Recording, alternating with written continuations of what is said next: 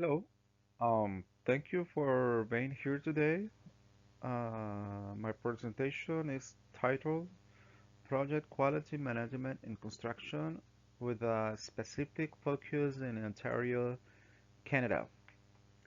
My name is Zurita, and today we will explore the key principle and practice that ensure quality in construction projects.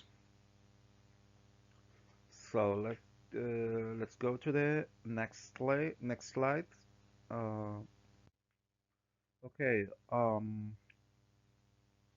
The objective of this presentation is to explain the principal quality management and the tools and standard commonly used in the construction and industry and how they can be applied to real projects in Ontario, Canada. This is the objective of the this presentation, and we are going to develop more these 3 points. Okay, introduction to quality management. Let's start by defining quality management in construction. In our industry, quality meeting or exceeding customer expectation. It's not just about following specification, but also ensure the client satisfaction, um, which often leads to repeat business. Quality is critical because it minimizes cost, prevent reward, and enhance customer trust. This is introduction to quality management. Going to the next slide is the just in Ontario, quality management is influenced by strict local regulation, including building codes and sustainability standards. Um, for example, customers here expect projects to comply with the standard like ISO 9001 and incorporate sustainable practices, which are becoming the norm of the industry.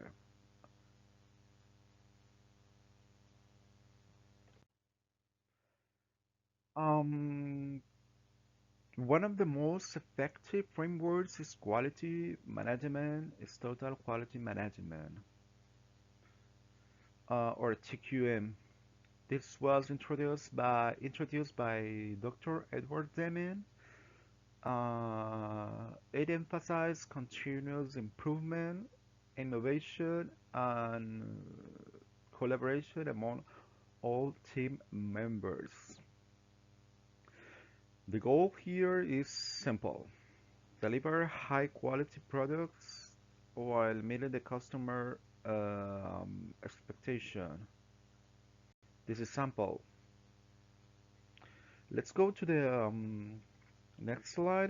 We are going to explain the PDCA cycle or plan, do, check, act cycle. This model is fundamental in quality management and ensure continuous improvement throughout a project.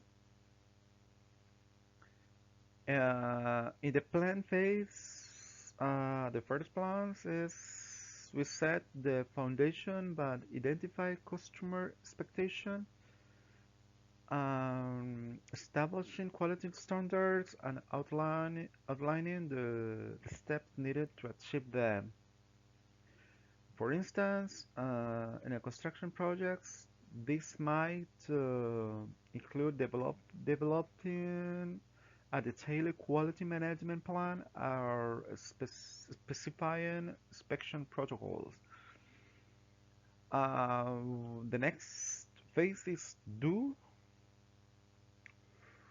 In this phase where we execute the work according to the plan, this step emphasizes doing things right the first time, which minimize reward and save both time and cost. In the check phase, this phase, we inspect the work to ensure it aligns with the standard defined earlier. This could i- this could involve material testing, on-site inspection, or reviewing progress against benchmarks. Any issues identified here are addressed before the project progress further. Finally, the act phase, the number 4, focuses on learning from the outcomes. We take the insights from inspection and feedback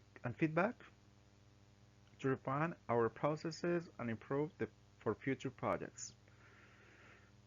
This phase ensures we are continually enhances our quality management practice. So PDCS cycle. These examples are composed by plan, do, check, and act. That is important in project construction to achieve better quality deliverables. Okay, cost time and quality relationship. This diagram highlights the critical relationship between cost, time, and quality in construction projects. These three elements are interdependent. Mm, It means that adjusting one often impacts the others. For example, if a project is under strict time constraint, we may need to allocate additional resource or reward overtime to meet deadlines. So while this keeps the timeline on track, it could increase costs. Similarly, reducing costs might mean using lower quality materials or less experienced labor worker, which could compromise quality and lead to rework. And this ultimately affecting the timeline. However, with effective quality management, we can optimize all three. For example, in a recent residential construction project in Ontario, implementing a detailed quality management plan helped maintain a high standard while completing the project on time and within the budget. By doing this thing right the first time and avoiding rewards, we kept costs low without sacrificing quality. Okay, the next slide, international standard like ISO 9001.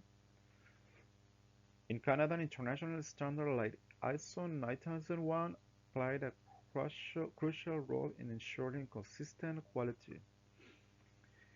ISO 9001 certification helps companies build trust with clients and streamline their process. Meeting this standard not only satisfies customer expectations but also positions companies for long-term success. So, let me share a real-world example. Um, a lead certified building project in Toronto. This is a that this project successfully integrated quality management practices to achieve sustainability goals. By adhering to both local and international standards, the project not only met but exceeded client expectation. Uh, yeah, going to the next slides.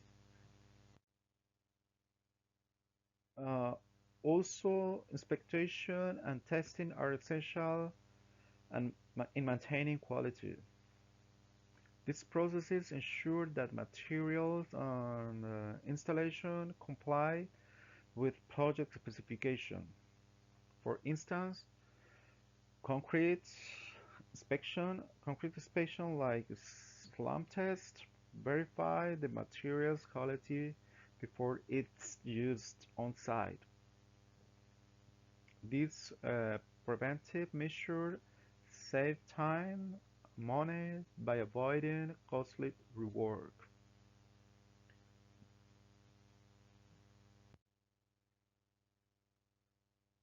Challenge in implementation. Implementing quality management comes with challenges.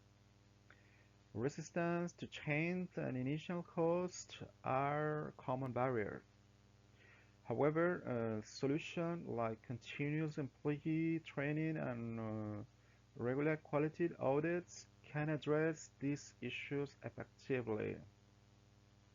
By fostering a culture of quality, companies can overcome this obstacle and achieve lasting improvements.